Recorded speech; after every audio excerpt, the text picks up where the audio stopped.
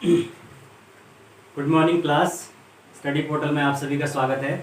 Study portal पे मैं हूं आपका दोस्त गौरव और हम यहां पर पढ़ रहे हैं चाइल्ड डेवलपमेंट एंड पेडागोजी।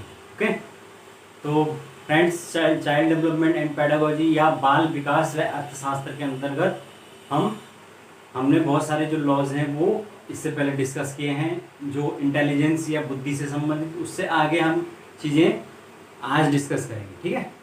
तो शुरू करने से पहले मैं आपको बता देता हूं कि स्टडी पोर्टल पे आपको विभिन्न एग्जाम जैसे केपीएस, एनबीएस, टीएसएसबी और सीटेट और बैंकिंग एसएससी, इन सभी एग्जाम से संबंधित आपको वीडियो लेक्चर्स उपलब्ध हैं। आप प्लेलिस्ट में जाइए, वहां पर वीडियो को देखिए और उसके बाद साथ के साथ अगर आपको प्रिंटेड नोट्स चाहिए तो आप इस व्हाट्सएप नंबर पर कांटेक्ट कर सकते हैं। यहाँ पर आपको हैंड रिटन नोट्स, प्रिंटेड जो नोट्स हैं वो मिल जाएंगे और वो काफ़ी प्रिसाइज नोट्स होते हैं। उसमें आलतू फालतू की बातें कुछ भी नहीं होंगी, आपको बहुत ज़्यादा हेल्प उससे मिलेगी, ठीक है। तो आप इस व्हाट्सएप नंबर पर कांटेक्ट करके उसको मंगा सकते हैं, ठीक है। तो दोस्तों, हम यहाँ पर जो है वो सीटेट 2020 की प्रिपरेशन कर रहे हैं, क्योंकि सीटेट जो है वो कभी भी हो सकता है, दिसंबर में तक पॉसिबल है कि सीटेट हो जाए। तो इसीलिए आप लोग पहले से भी पढ़ते आ रहे होंगे, लेकिन फिर भी हम एक बार क्या कर रहे हैं, सीडीपी जो उसका एक इंपॉर्टेंट पोर्शन होता है सीटेट का, उसको रिवाइज कर रहे हैं, ठीक है। तो सीडीपी के अंदर हमने जो लास्ट क्लास है उसमें हमने बुद्धि या इंटेलिजेंस और उससे संबंधित 3-4 थ्योरियां जो है डिस्कस की थी। लेकिन उसमें मैं आपको एक चीज़ बताना भूल गया था, 2 चीज़ें वो रह गई हैं, आज उनको पहले कर लेते हैं, फिर जो है हम नई चीज़ पढ़ेंगे, ठीक है।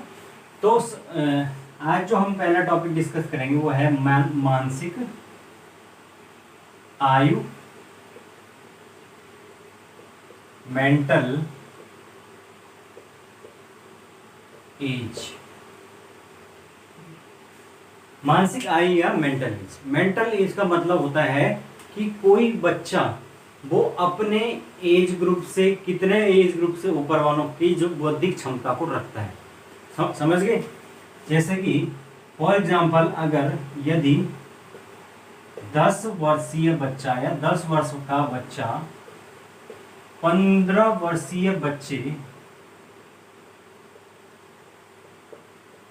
के बराबर बौद्धिक क्षमता रखता है,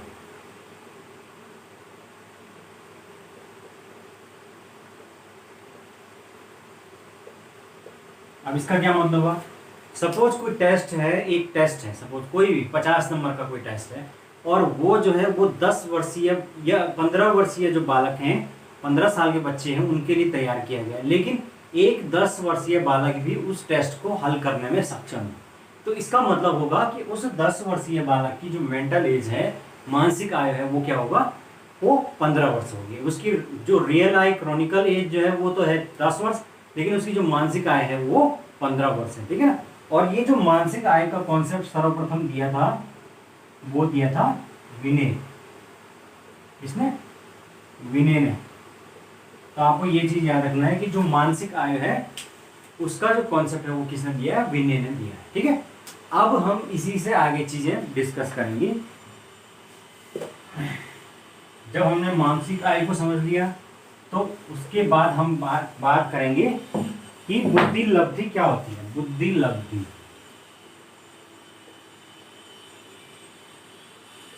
बुद्धि लब्धि जिसको आप कहते हैं इंटेलिजेंस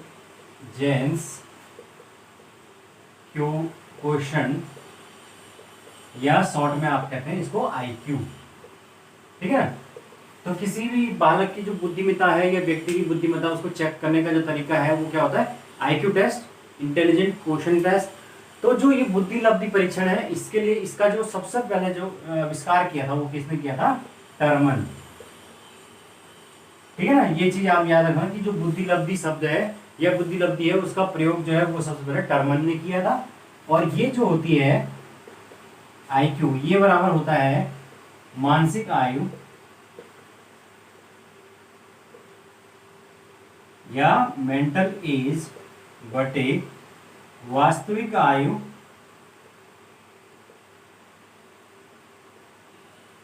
या क्रॉनिकल एज इंटू 100। ठीक है। तो ये आईक्यू का फॉर्मूला होता है। फॉर एग्जाम्पल, यदि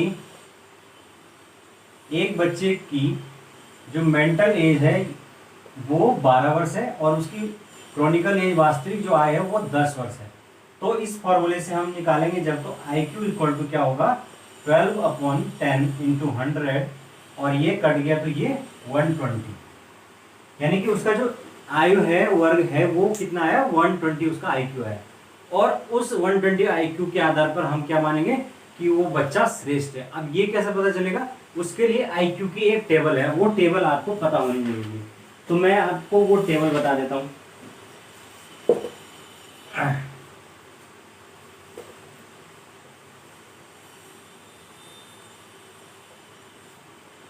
तो टेबल आप लिख लेंगे, इधर बना लेंगे हम आई क्यू और यहां बना देंगे डिस्ट्रीब्यूशन। ठीक है। सबसे पहले जो है वो है 140 से ऊपर, 140 या 140 से ऊपर। तो जो इतना आईक्यू है वो वाला जो बच्चा होगा 140, वो होगा अति सर्वश्रेष्ठ या प्रतिभाशाली।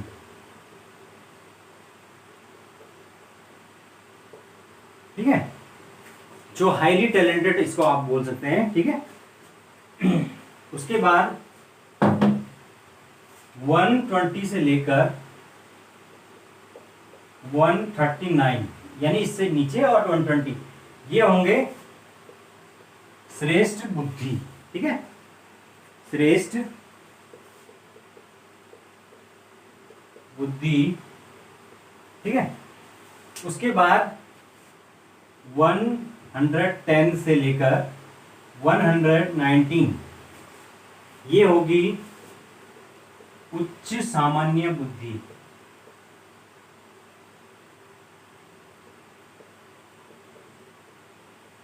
ठीक है, यानी सामान्य से थोड़ा ऊपर। उसके बाद 90 से लेकर और 109 तक, यानी इससे नीचे, और 90, तो ये होगा आपका सामान्य बुद्धि। ठीक है, जिसको जनरल कहते हैं, मतलब ज्यादातर जो है, मोस्ट ऑफ लोग जो है, हम आप कोई भी, ये कौन सी बुद्धि रखते हैं, सामान्य बुद्धि। ठीक है ना, ऑर्डिनरी। ठीक है। और उसके बाद जो है 80 से और इससे 89 तक, मतलब यहाँ इससे पहले, और 80 से ऊपर, तो ये जो होते हैं, ये बालक होते हैं मंद बुद्धि। मंद बुद्धि, स्लो लर्नर। उसके बाद अगर हम इससे भी नीचे चले जाएं तो 70 से और 80 के बीच में यहां पर जो होगा वो होगा क्षीण बुद्धि। और ये अगर 70 से भी नीचे हो आईक्यू, तो ये होगा निश्चित क्षीण बुद्धि, या इसको हम क्या कहेंगे, इडियट, जिसको इडियट कहते हैं। ठीक है। तो इस प्रकार से ये बुद्धि का डिस्ट्रीब्यूशन है।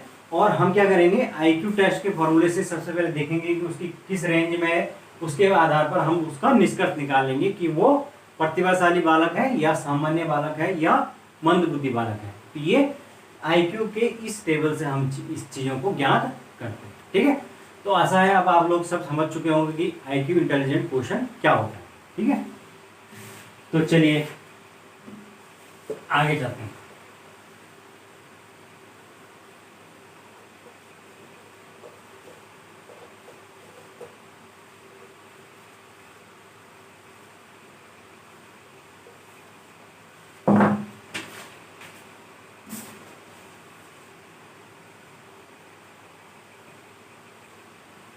आगे जो है नेक्स्ट जो हम चीज डिस्कस करने वाले हैं वो है अधिगम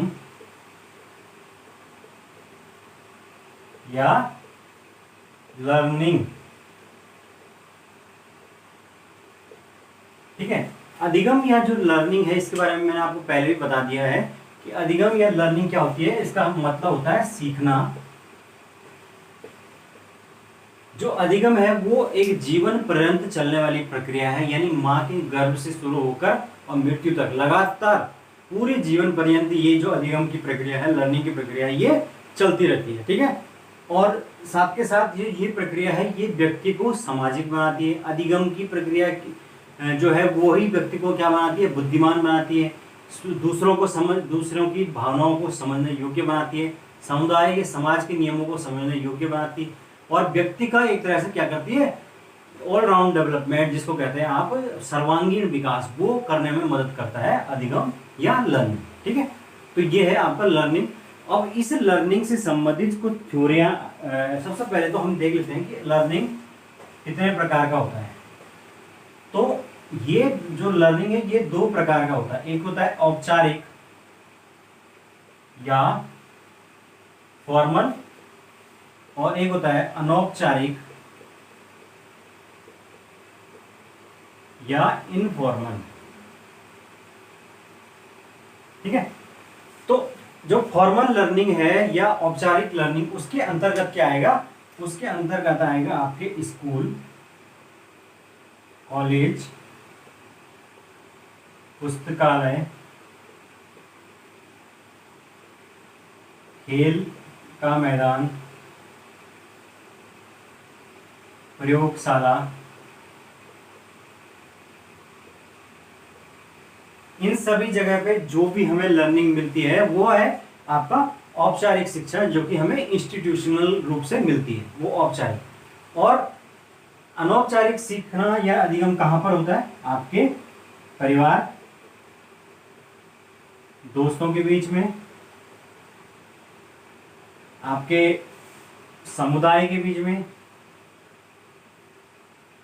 ठीक है, तो ये जो चीजें होती है, आपकी कम्युनिटी होती है, आपकी फैमिली होती है, आपके आसपास का कल्चर जो होता है, उससे क्या होता है, उससे भी व्यक्ति जो है वो अधिगम या लर्निंग करता है। और जो जितनी भी सामाजिक रूढ़ियां हैं, सामाजिक जो पूर्वाग्रह है, लैंगिक पूर्वाग्रह, ये सारे व्यक्ति के अंदर कहाँ पे आते हैं, ये अनौपचारिक लर्निंग या इनफॉर्मल लर्निंग से आते हैं। ठीक है, क्योंकि जो फॉर्मल लर्निंग है वहां पर आपको कभी भी नहीं सिखाया जाता है कि आप जाति के आधार पर भेदभाव करो, या आप लैंगिक या लिंग के आधार पर लड़कियों से भेदभाव करो, या जो एक तरह से जो कहते हैं कि पुरुष प्रधान समाज वाली जो मानसिकता है, वो सारी चीजें कहाँ से आती है, क्योंकि समाज ही वैसा है। तो व्यक्ति इनफॉर्मल लर्निंग के थ्रू उस चीज को सीखता है। ठीक है, जबकि फॉर्मल लर्निंग के थ्रू वो एकेडमिक चीजों को भी ज्यादा प्रेफर करता है, पुस्तकीय ज्ञान को वो सीखता है। ठीक है, तो इस तरीके से दो प्रकार से लर्निंग होती है। अब इस लर्निंग के संबंध में अलग अलग थ्योरियां आई हैं, जिसमें सबसे ज्यादा जो फेमस और प्रचलित थ्योरी है वो है थॉर्नडाइक की। ठीक है ना, तो थॉर्नडाइक की थ्योरी को हम डिस्कस कर लेते हैं।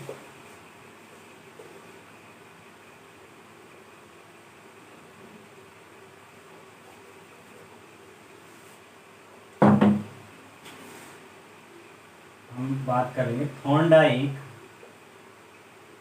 का सीखने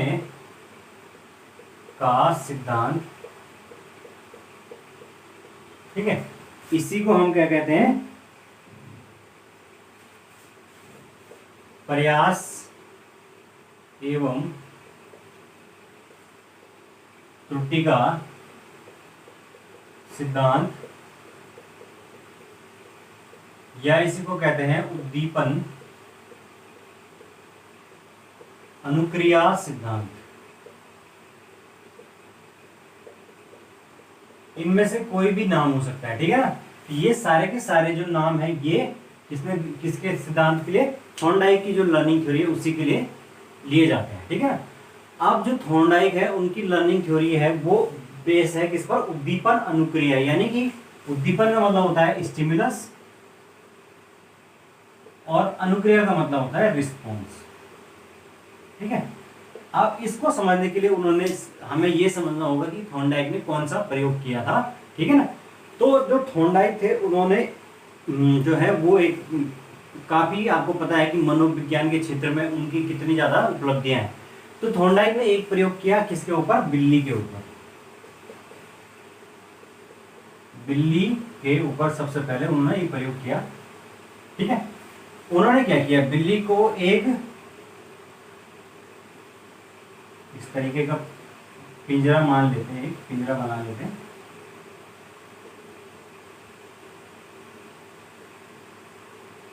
ठीक है, एक पिंजरा बना दिया और उसके उस पर एक था दरवाजा इस तरीके से। ठीक है, बाकी जगह से ये पिंजरा बंद है।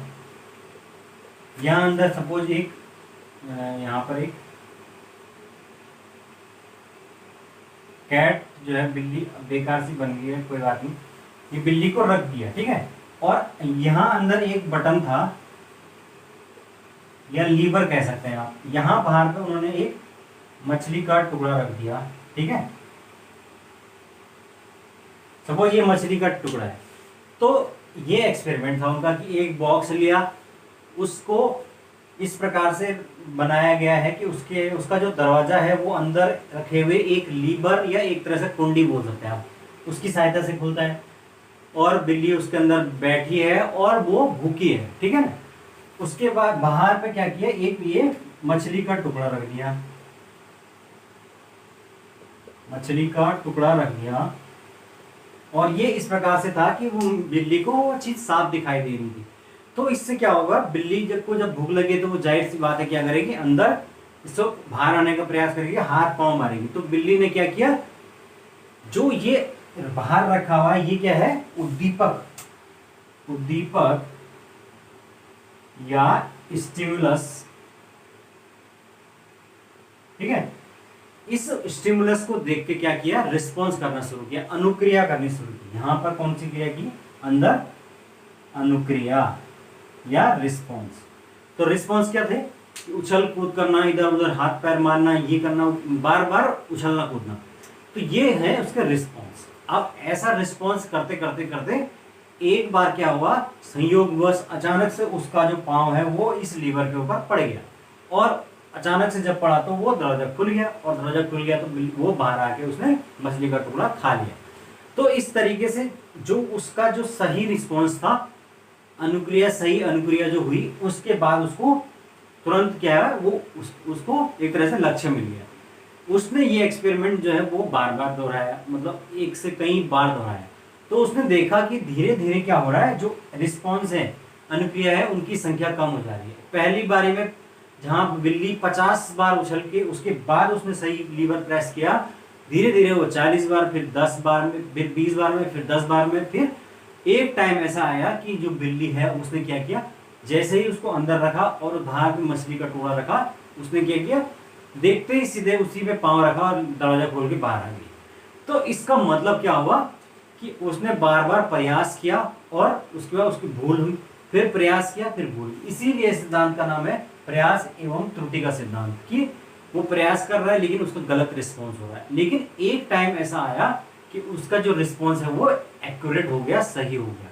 तो वो ही थॉर्नडाइक ने कहा अपने प्रयास में कि क्या होता है, जो व्यक्ति है वो सीखने के दौरान गलतियां करता है, फिर उसको करेक्ट करता है, फिर गलतियां करता है, फिर करेक्ट करता है, और एक टाइम के बाद क्या होता है, उसका जो सही रिस्पॉन्स आना शुरू हो जाता है, और वो जो उस स्थिति में जो होगा, जो उद्दीपक है वो अनुक्रिया से जुड़ जाता है। इसीलिए इस सिद्धांत का नाम है उद्दीपन अनुक्रिया सिद्धांत। यानी कि जो स्टिमुलस है उसका भी एक विशेष रोल है। स्टिमुलस क्या करता है, ये आप समझ गए होंगे, यहां पे लिख देता हूं। जो उद्दीपक है वो काम करता है किसका, अभिप्रेरणा या मोटिवेशन। ठीक है ना, यानी मोटिवेशन का काम करता है उद्दीपक, तभी तो उसको मोटिवेशन मिला। इसी प्रकार मनुष्य भी होता है, उसे भी कुछ ना कुछ क्या चाहिए, मोटिवेशन चाहिए कार्य को करने के लिए। उसके बाद जब वो बार बार प्रयास करता है, उसका गलतियां करता है, प्रयास करता है, गलतियां करता है, तो एक न एक टाइम उसका सही रिस्पॉन्स होता है, और उस स्थिति में वो उसका अधिगम या वो चीज वो सीख जाता है। ठीक है ना, और इसी संबंध में उन्होंने इसमें इसी के अंतर्गत जो है बोला कि पुनर्बलन देना बहुत आवश्यक है। पुनर्बलन यानी कि रीइंफोर्समेंट। रीइंफोर्समेंट का मतलब ही क्या है, आपका उद्दीपक है, स्टिमुलस है, और उसके लिए उन्होंने 3 प्रकार के नियम बताए थे। ठीक है, तो वो 3 नियम क्या क्या है,